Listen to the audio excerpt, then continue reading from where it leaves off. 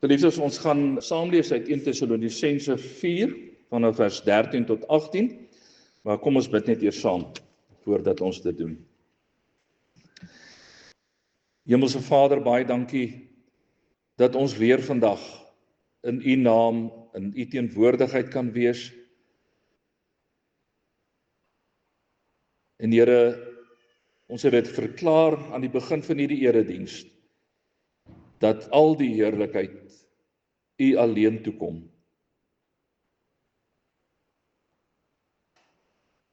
En Here, ook in ons saamwees dan vandag, en ons saam dink oor U woord, mag U alleen die eer kry. In Jesus se naam. Amen. Dit is 'n kort gedeelte wat ons gaan saam lees, 1 Tessalonisense 4 vanaf vers 13. Ons wil hê, broers en susters natuurlik ook, dat julle nie onkundig moet wees oor wat met die ontslapenis gaan gebeur nie. Dan sal julle ook nie treur nie, soos die ander mense wat geen hoop het nie. Ons glo immers dat Jesus gesterwe, maar ook opgestaan het. Net so glo ons ook dat God saam met Jesus die ontslapenis wat in hom geglo het, na hom toe sal neem. Dit sê ons vir julle op grond van wat die Here gesê het. Ons wat bly lewe tot met die wederkoms van die Here, sal die ontslapenis hoegenaamd nie voorwees nie. Wanneer die bevel gegee word en die stem van die aartsengel en die trompet van God weer klink, sal die Here self uit die hemel neerdaal. Allereers sal die wat in Christus gesterf het, uit die dood opstaan. Daarna sal ons wat nog lewe, saam met hulle op die wolke weggevoer word, die lug in, die Here tegemoet. En so sal ons altyd by die Here wees. Troos mekaar dan met hierdie woorde. Geliefdes, ek onthou nog goed hoe dit een van ons professore op universiteit, een van ons professore in Nuwe Testament, op 'n dag so tong in die kies vir ons vertel het van 'n sekere dame wat vreeslik graag 'n profesie van die Here wou ontvang het. Sy het met een of ander ding geworstel en sy wil toe hê die Here moet vir haar 'n antwoord gee op haar probleem. En sy besluit toe, sy gaan haar Bybel toemaak en dan op enige plek oopmaak en dan haar vinger druk op 'n vers en daai vers het sy geglo sal dan die Here se antwoord aan haar wees. En sy doen dit so en vat die Bybel, maak die Bybel oop op 'n plek en sy druk haar vinger daar op 'n vers en dit is toe by Matteus 27 vers 5. En daar staan geskryf, Judas het toe weggeloop en homself gaan ophang. Sy besluit toe my, dit kan daarom definitief nie wees wat die Here vir haar wou gesê het nie. En sy besluit toe sy gaan nou maar weer hierdie ding oordoen en maak maar weer die Bybel toe, maak weer die Bybel oop en druk haar vinger op 'n plek en toe die tweede keer toe gaan haar vinger by wat Lukas 10 vers 37 gaan, maak jy ook so. En toe is sy nou baie moedeloos en sy besluit sy gaan dit maar nog 'n keer probeer en sy gaan weer deur die oefening en maak weer die Bybel oop op so enige plek en druk haar vinger op 'n plek en toe sy daar lees, toe is dit Johannes 13 vers 27, wat jy wil doen, moet jy baie gou doen.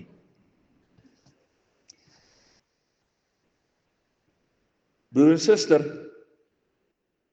elke keer as ek luister na wat mense vir ons wil sê rondom die wegraping, soos wat ons die afgelope tyd ook dikwels gehoor het, natuurlik hier rondom 23 September en die weke daarvoor, dan dink ek aan hierdie storie. Want die mense wat die wegraping vir ons wil probeer motiveer uit die Bybel uit, doen eintlik maar presies dieselfde. Hulle vat hier 'n teks en daar 'n teks en daar nog 'n teks en dan flans hulle alles bymekaar en dan probeer hulle daaruit vir ons oortuig dat daar iets soos 'n wegraping is. En dis al 'n manier waarop hulle dit kan bewys is om sulke versies aan mekaar te koppel. Hulle begin gewoonlik by 1 Tessalonisense 4 vers 16 en 17, die gedeelte wat ons ook saam gelees het. Daar staan, allereers sal die wat in Christus gesterf het, uit die dood opstaan. Daarna sal ons wat nog lewe, saam met hulle op die wolke weggevoer word, die lug in, die Here tegemoet. En die manier wat hulle dit dan verstaan, is dat hulle sê dat die Here gaan onsigbaar kom op 'n stadium, en dan kom hy net om al die gelowiges te vat. En dan word hulle weggeraap na die hemel toe. En dit is nou presies wat die afgelope tyd vir ons gesê is. Julle moet reg wees vir die wegraping, want julle gaan nog daar sit, en dan die volgende oomblik, dan word ons in die lug opgevat, en dan is ons weg, en dan bly net die ongelowige mense agter, en dan gaan dit vir hulle letterlik hel op aarde wees. So hulle begin met daai vers, en dan daarmee saam lees hulle ook Johannes 14 vers 3, as ek gegaan het en vir julle plek gereed gemaak het, kom ek terug en sal julle na my toe neem, sodat julle ook kan wees waar ek is. So hulle koppel hierdie twee verse aan mekaar en sê dit is nou eintlik waaroor die wegraping gaan. En dan spring hulle terug na die Ou Testament toe, na Daniël 9 vers 27, want daaruit probeer hulle dan bewys hoe lank die tyd van verdrukking gaan wees. En daar staan geskryf, die regeerder sal vir een tydperk 'n vaste ooreenkoms aangaan met die vooraanstaandes. Die ou Afrikaanse vertaling het hierdie vers vertaal met die woorde, en hy sal 1 week lank met baie 'n sterk verbond sluit. En dan sê hulle, hierdie 1 week van 7 dae moet eintlik verstaan word as 7 jaar, so daaruit lei hulle dan af dat die tyd van verdrukking gaan vir 7 jaar lank duur. En dis dan ook in hierdie tyd wat hulle sê, wat die anti-kris na vore sal kom. En dan laai hulle na die laaste boek in die Bybel, na Openbaring 20 vers 6 en 7, daar staan, hulle sal priesters van God en van Christus wees, en sal saam met hom die 1000 jaar lank regeer. Wanneer die 1000 jaar om is, sal die Satan uit sy gevangenskap losgelaat word. En dan hierdie verskyning van Christus na die 1000 jaar, word dan deur hulle verklaar as 'n tweede wederkoms van Christus. Kom ek probeer dit net saamvat, net kortliks. So, volgens die aanhangers van die wegraping, sal al die gelowiges wat op aarde is, opgeraap word na die hemel toe, tydens Christus se eerste onsigbare wederkoms, volgens 1 Tessalonisense 4, waar God vir hulle 'n plek gereed gemaak het, volgens Johannes 14, waarna 7 jaar van verdrukking sal volg, volgens Daniël 9, en dan na die 7 jaar, vind daar dan 'n tweede sigbare wederkoms van Christus plaas, en dan begin die 1000 jaar van vrede, volgens Openbaring 20 vers 6 en 7. En net so vir interessantheidshalwe, na hierdie 1000 jaar verby is, dan sê hulle, dan is daar 'n derde wederkoms van Christus wat gaan plaasvind. So hulle glo eintlik aan 3 verskillende wederkomste. Eerste een onsigbaar, tweede een wel sigbaar, en die derde een ook sigbaar. Broer en suster, as jy nou sukkel om kop te hou met wat ek nou hier vir julle verduidelik het, dan wil ek daarom sê, julle is nie alleen nie. Ek het regtig die grootste gedeelte van maandag spandeer om net te probeer verstaan wat dit is wat hulle sê. Hulle is 'n klomp dinge wat hulle sê, maar ek het dit nou probeer om in 'n neutedop dit saam te vat. Maar ek het die grootste gedeelte van die dag gesukkel net om te begryp wat dit is wat die mense glo rondom die wegraping. Daar's baie min boeke wat jy kan kry wat daaroor geskryf is, want dit was nog nooit deel van ons kerk se belydenis nie. So dit word nêrens beskryf in 'n boek om te sê dit is wat die kerk en die Christendom glo rondom hierdie ding nie. Dis nou maar ander mense wat dit vertel. En dis te verstaan, want hierdie lering oor die wegraping het eers in 1830 die eerste keer tevoorskyn gekom, dus minder as 200 jaar gelede. En dit het gekom op grond van 'n sekere Margaret MacDonald wat 'n droom gehad het, of wat gesê het dat sy 'n droom gehad het, en toe sy uit hierdie droom uit, het sy toe nou hierdie ding afgelei. So die kerk het tot die jaar 1830 nog net mooi niks ooit geweet van 'n wegraping nie. En toe kom sy, en sy het die droom, en sy skryf die droom op 'n plek, en die hele lering wat mens het rondom die sogenaamde wegraping vandag, word alles gebou op hierdie droom wat hierdie Margaret MacDonald konsuis sou gehad het. Ons sal natuurlik nie kan bewys of dit oor die waarheid is nie, maar in elk geval, wat sy ook al gedroom het, daai hele leerstelling rondom die wegraping word gebou op hierdie droom wat sy dan sou gehad het.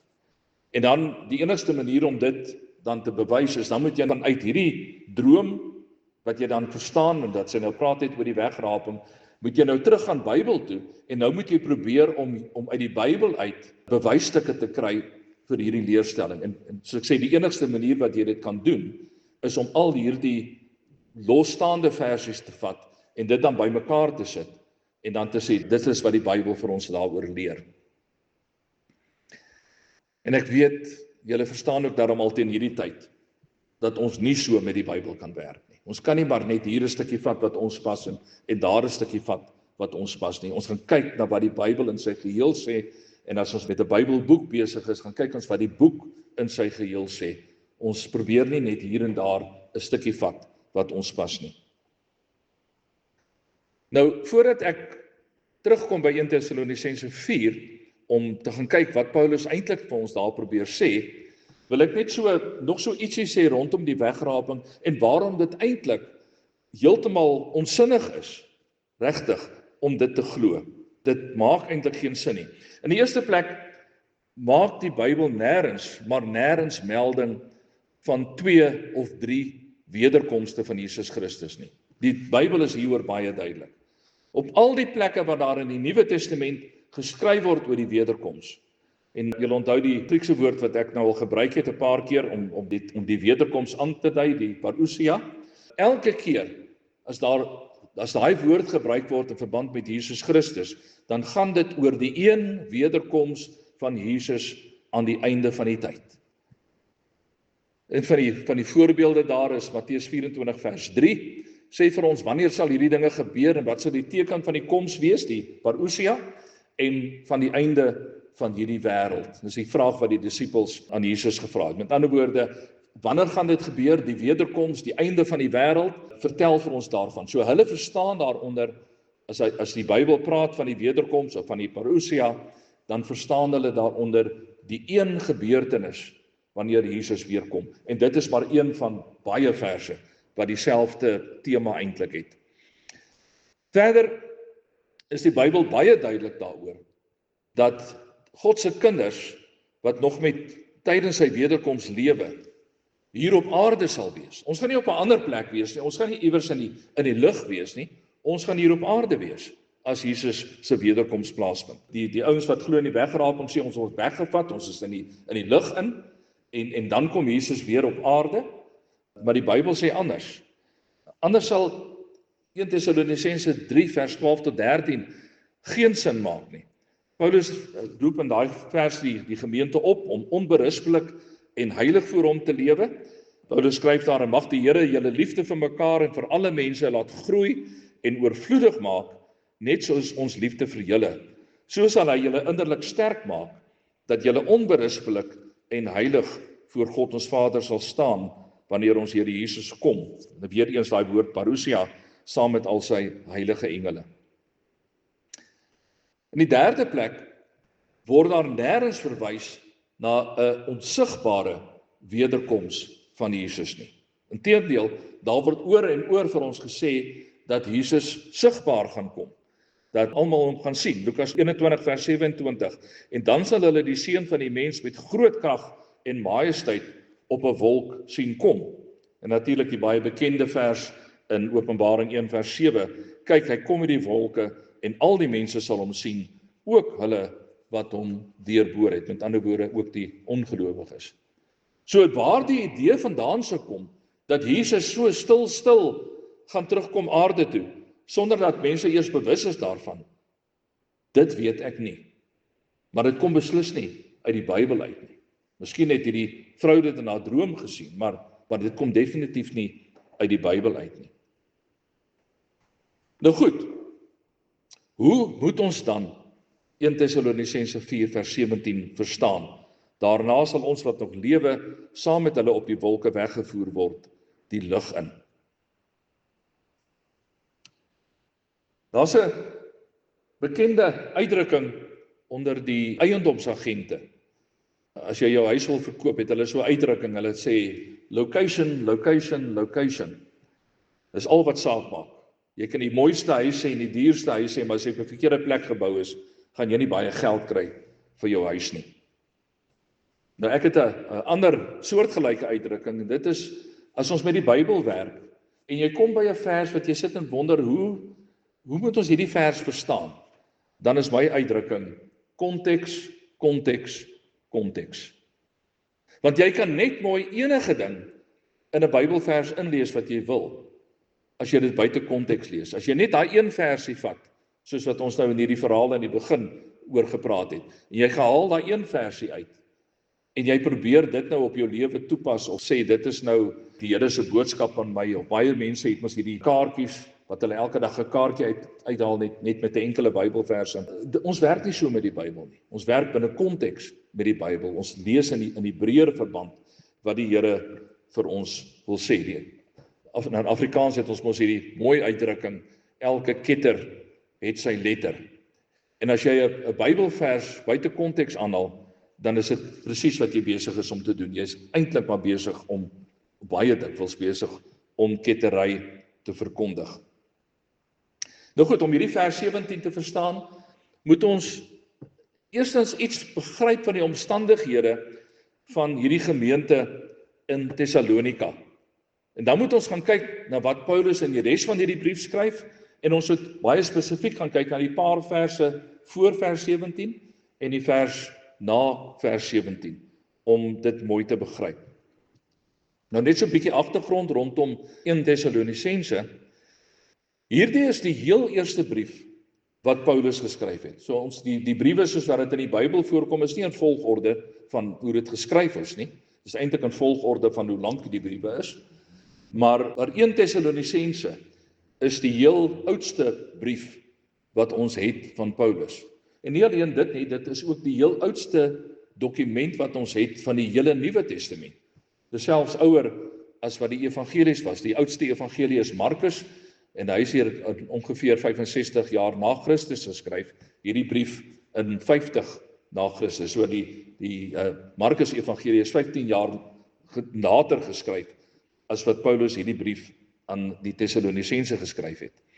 En op hierdie stadium in Paulus se lewe wil dit vir ons lyk asof Paulus eintlik verwag het dat die wederkoms nog in sy lewe gaan plaasvind. Terwyl hy nog besig is met sy bediening, het hy op daai stadium geglo dat die wederkoms sal plaasvind. Dis nie so 100% seker nie, maar dit wil vir ons so lyk.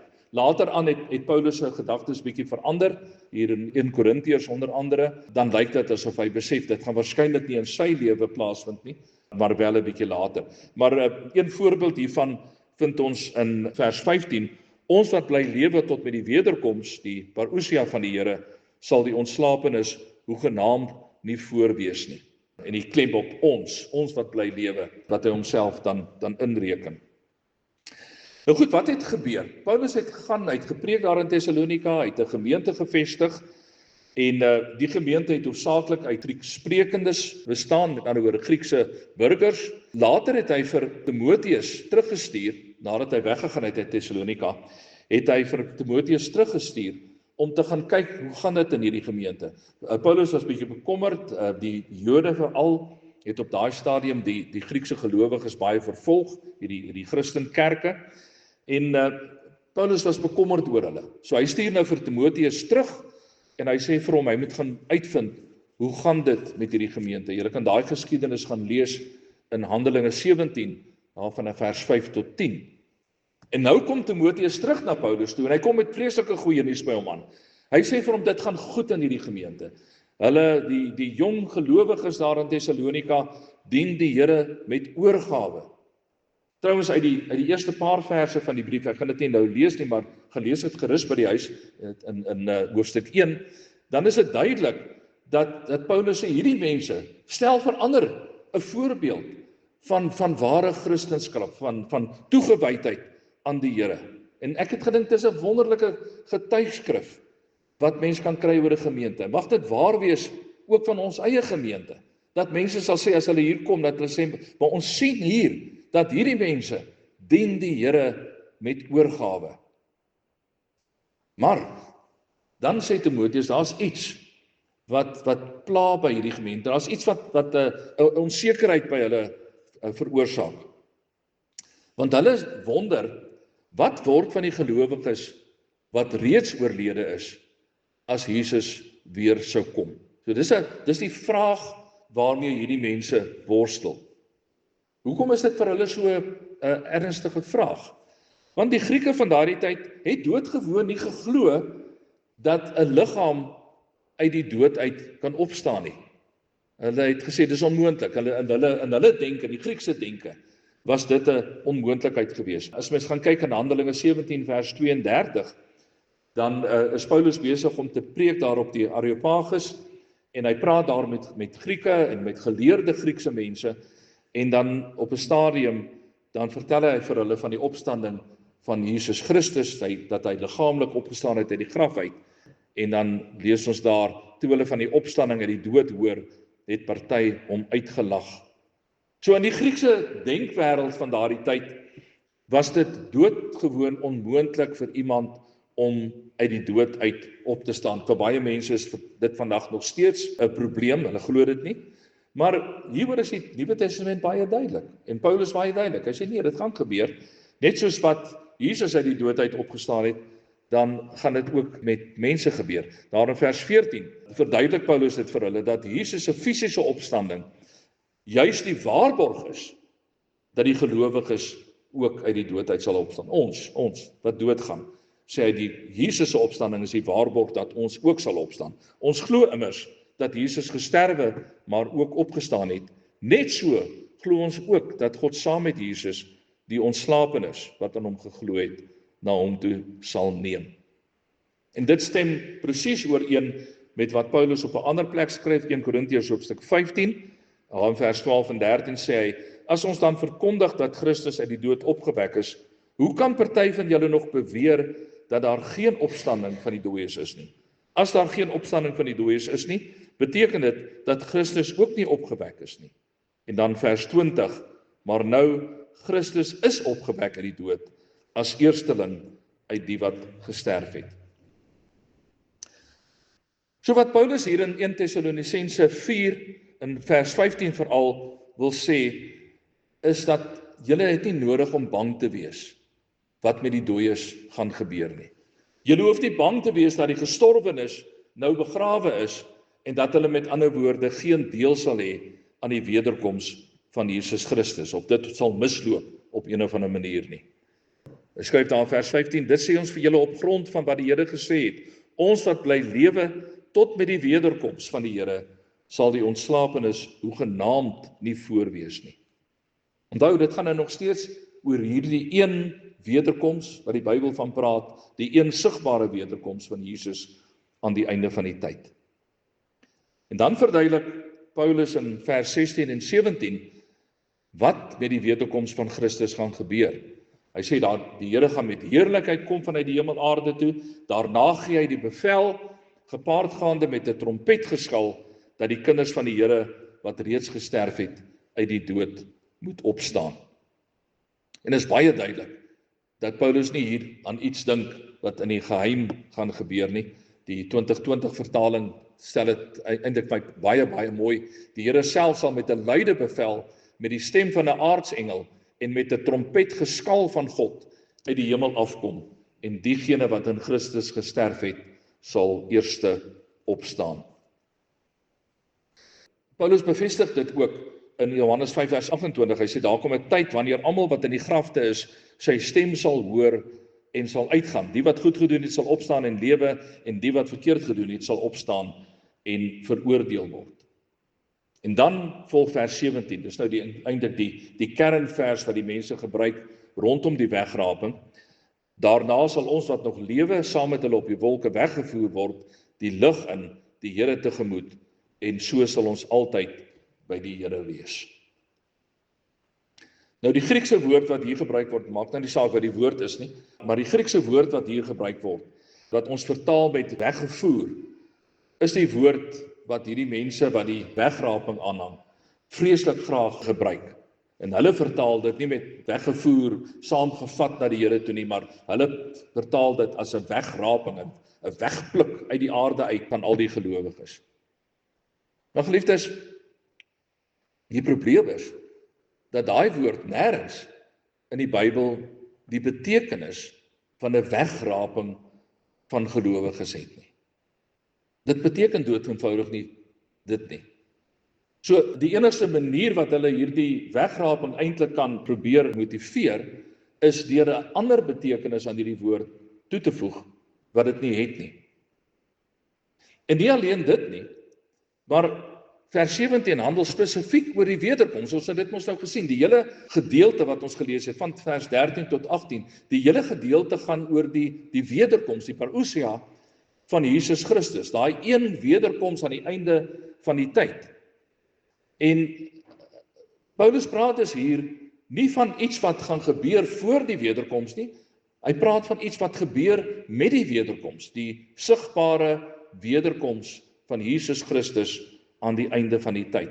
Hy praat nie van iets wat eers oor 1000 jaar, of hoe lank ook al, voor die wederkoms van Jesus gebeur nie, soos wat Dani Botha en die mense wat hom aangehang het, vir ons wil laat glo nie, maar dit gaan oor iets wat tydens die wederkoms van Jesus Christus gaan plaasvind.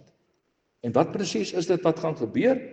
Wel, Paulus sê in vers 16, dat die gelowiges se liggame uit die doodheid sal opstaan, en nou word hierdie gelowiges, wat eers dood was en nou weer lewe, omdat hulle uit die doodheid opgekom het, nou word hulle saam met die gelowiges wat op daai stadium nog op aarde is, wat nou nog nie gesterf het nie, hulle word dan saam opgevoer, weggevoer na Jesus toe, en Jesus is nou op pad aarde toe, so hierdie twee ontmoet mekaar, mens kon sê, halfpad of tussen en iewers, tussen die hemel en die aarde, soos in hulle denke, hemel is daarbo, aarde is hieronder, Jesus kom af aarde toe, die gelowiges gaan op boontoe, en hulle ontmoet mekaar halfpad. En as jy nou gaan kyk na die manier wat Paulus dit beskryf, die woorde wat hy gebruik, dan is dit baie duidelik, dat Paulus spesifiek hier dink aan 'n militêre stryd, wat gevoer is, en waar daai oorwinnaar nou terugkeer na sy eie volk toe, of na sy eie land toe. Daai harde bevel wat gegee word, dis 'n bevel met 'n militêre inslag, die teenwoordigheid van die aartsengel, die trompet wat weer klink. Dis alles militêre taal wat Paulus gebruik. En dan kom Christus triomfantelik tevoorskyn in die lig. En al hierdie gelowiges gaan om vir Jesus daar te ontmoet en om aan hom eer te bring daar terwyl hy op pad is na die aarde toe. Hulle begelei eintlik as dit ware vir Jesus terug aarde toe. Mens sou kon dink aan 'n hooggeplaaste wat 'n stad binne gaan of 'n dorp binne gaan en die verkeerspolisie wat met al hulle motorfietsse en hulle karre daai persoon begelei in die dorp in. Hier gaan dit natuurlik nou nie oor 'n blouligbrigade met loeiende sirenes wat vir Jesus begelei nie, maar al die gelowiges wat met lofliedere vir Jesus inwag en dan vir Jesus begelei terug aarde toe, op 'n manier wat aan hom al die eer, al die lof, al die heerlikheid toebring. En dan, as hy op aarde is, dan weet ons, dan regeer hy vir ewig hier op aarde saam met al die gelowiges. En dan sluit Paulus hierdie gedeelte af met die woorde, vers 18, troos mekaar dan met hierdie woorde. Broer en suster, en dit is juist vir my die probleem. Mense sou nog in 'n mate kon sê, ag, weet jy wat, glo jy nou maar aan die wegraping, ek glo nie daaraan nie, en dis alright. En in 'n sekere sin is dit so. Ek ken dierbare kinders van die Here wat aan die wegraping glo. Ek veroordeel hulle nie, ek sê nie vir hulle is ongelowiges nie. Hulle glo wat hulle wil glo.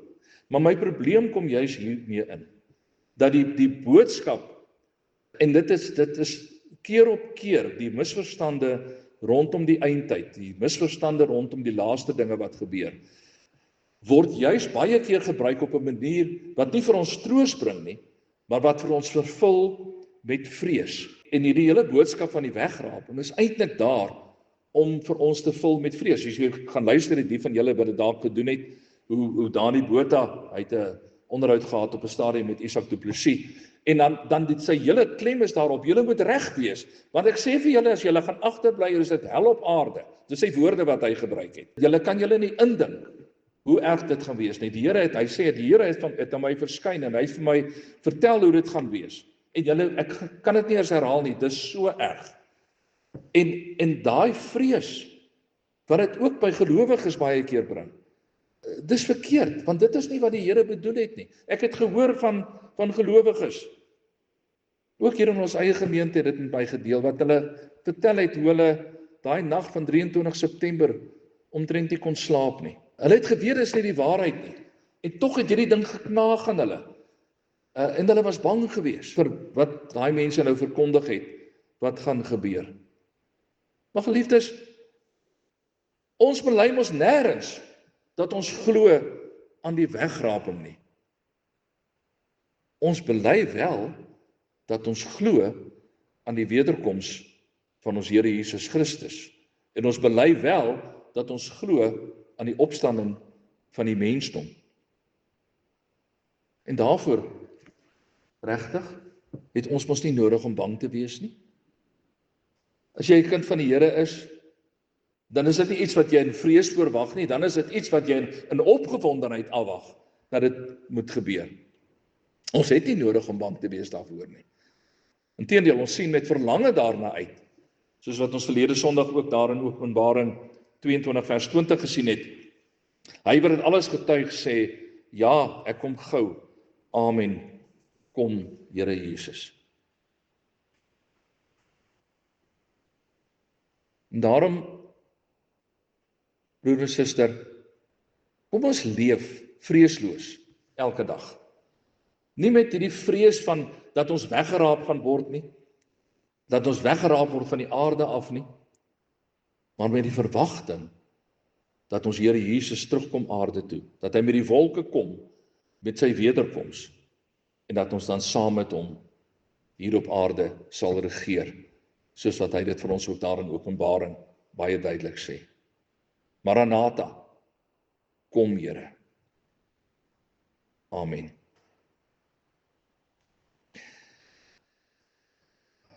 Here, ons sê vir die dankie dat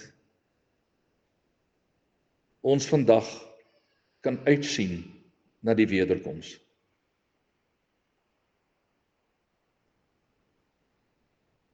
Ons het verlede Sondag ook daaroor gepraat, dat ons dalk net 'n meer lewendige opgewondenheid moet beleef rondom die wederkoms.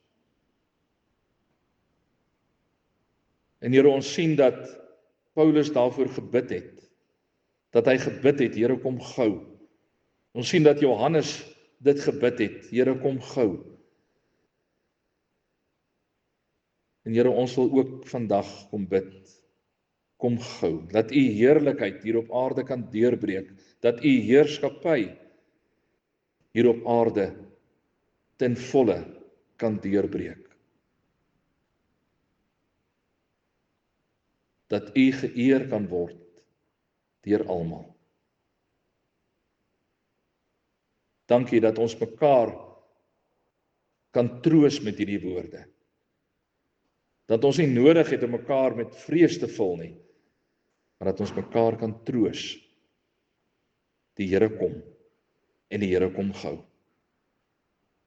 Ons sien uit daarna, Here. Amen.